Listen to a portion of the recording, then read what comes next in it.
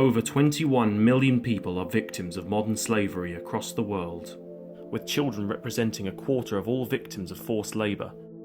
While forced labour in the private economy generates $150 billion in illegal profits each year.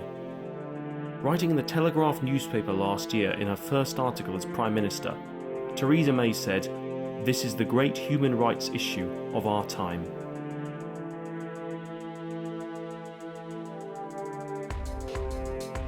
Section 54 of the UK Modern Slavery Act requires commercial organisations supplying goods or services with an annual turnover in excess of £36 million to produce a slavery and human trafficking statement for each financial year of the organisation. There are two legal requirements for companies. Statements must be published on the organisation's UK website with a link in a prominent place on the UK homepage. Companies must ensure that the statement is approved by the Board of Directors and signed by a director.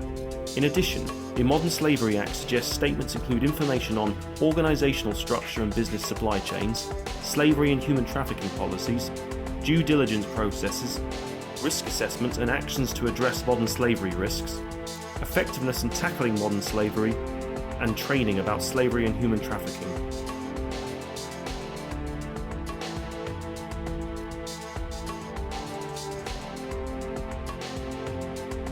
As employers and providers of goods and services, businesses can help lead the fight against human trafficking and slavery. Companies and employers are well placed to detect and prevent exploitation in their own operations and in the communities where they operate, as well as to influence and work together with suppliers and business partners, and to raise labour standards within their industries. To meet their responsibilities, companies should have an honest and transparent view of their supply chains. Companies should aim to work jointly with civil society and other stakeholders, including employers, suppliers and investors, to address risks. For some organisations, the reporting requirement will be a challenge, but hiding the problem of slavery will do nothing to change the status quo. Where risks do exist, consumers and wider civil society would prefer companies to be open about what they have found and set out what they are doing to end slavery.